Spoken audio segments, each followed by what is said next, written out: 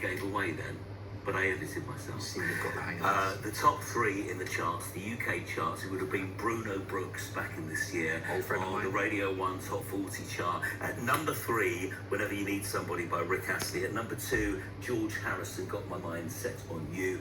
But at number 1, this.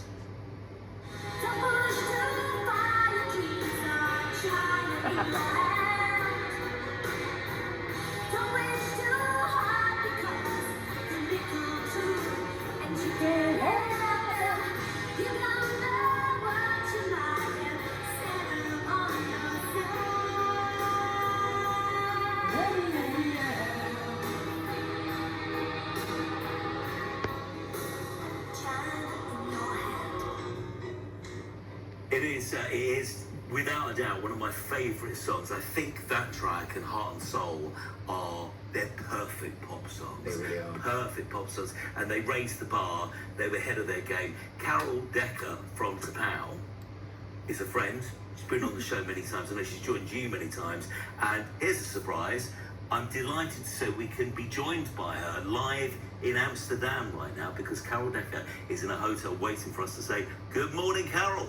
Good morning. Yes, hi Mark, hi Steve. I'm in the bar of the American Hotel, which is a very famous bar with a rogues gallery of all of the pop stars and rock stars that have stayed here when they had a show. And I am still on the wall. So that was taken way back then. I don't know if you can see the pictures, but I'm Brilliant. still on the wall 39 years later. So I'm really flattered. And You're in that iconic bar. Have you been to bed yet, Carol? oh, no, of course not. Been raving. Yeah, raving and raving. But yeah, happy days, and thanks for inviting me on. Carol, you are one of the greatest singers in the history of this country. You've had massive chart success, and the career goes on. You're still gigging hard. We're in the middle of the Be Wonderful tour, which was the brand new album, and we've extended it, we're happy to say, due to popular demand, as they say. And one of the reasons I was here in Amsterdam was talking to a promoter I used to work with who's keen to bring the band over next year back to Holland, where we also went to number 1. Oh, So, nice. So yeah. good. And what about beating a Beatle to the top spot? That's not bad, is it? I beat 2.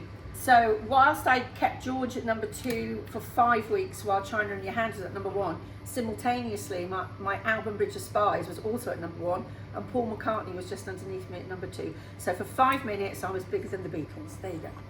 Carol, we've spoken about this lots before, and the excitement of this decade, of the 80s, Yeah. when you could get into the charts, and it was a very kind of gradual rise to get to number 1. I mean, it could take weeks and weeks and weeks to Yeah. get there. Just describe what that was like. Well, it was super exciting and nerve-wracking because you get what was called your midweek position, which you probably remember. So there was like a prediction of the charts by the Wednesday, I think, in the week before the chart rundown on the Sunday, and we'd all be frantically monitoring our progress and our competitors as well, you know, our peers and stuff.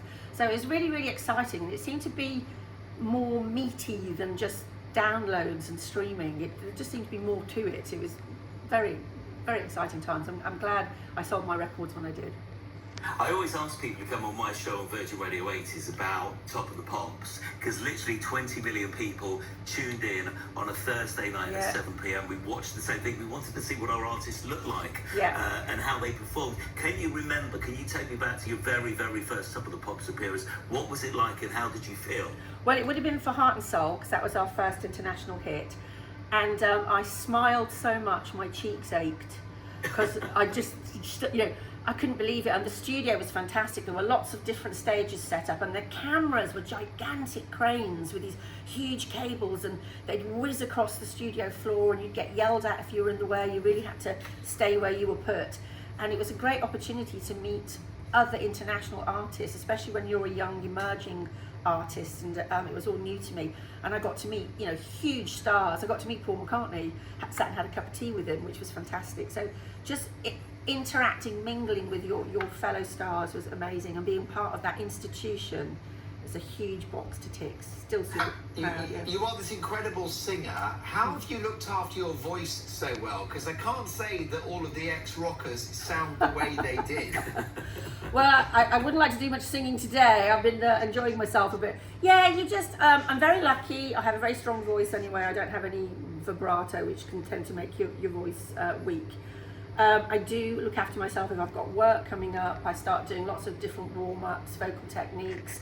I back off my beloved rosé a little bit, go to bed early, drink loads of water, and also I do work out and I treadmill run because singing, particularly rock songs like I sing, is very aerobic. You have to be fit. I think people forget that. They think it's all about the voice. You've actually got to be physically fit to go around that stage and sing. Most definitely. Steve? One final question for you, Carol. Yeah. Do you, we've spoken about this before, but I guess you see a lot of your contemporaries again now. There's so many kind of 80s rewind weekenders, Butlins nights, festivals and stuff. What is it like meeting up with some of the people that you shared the charts with back in this year and seeing them now? Do you all get on? Yeah, we do. I mean, I think back then we would all have been a bit competitive naturally. But it's great fun to bump into my friends. And funnily enough, I was texting with Nick Kershaw last night because we put a movie on in our hotel room, and there was Wouldn't It Be Good playing in the movie, the new Sacha Baron Cohen movie. So I was texting him going, yay, super cool. And I'll see Nick very soon because we're doing an 80s classical together, which is a wonderful concert where we're with different orchestras around the country. So I've got that, and then we've got the Be Wonderful tour. So if folks want to go to tapao.co.uk, you can get all your information. What a pro. We love you. You're a genius. Thank you, Carol, for joining us. What an artist and what a lady as well. Bye. Steve, can't wait to see you in a week's time. The year was 1987. Well done. Loads of people messaging in, but let's do it again next week. And thank you, Carol. That's amazing. Love you. Thanks to my incredible Bye. team. Carol, thank you very much for your time. Yeah, give my son a kiss for me. Messages. Will do. Thank you. Bye. Oh, Charlie Rowley's next. See you at 6. Fab. All good. Woo.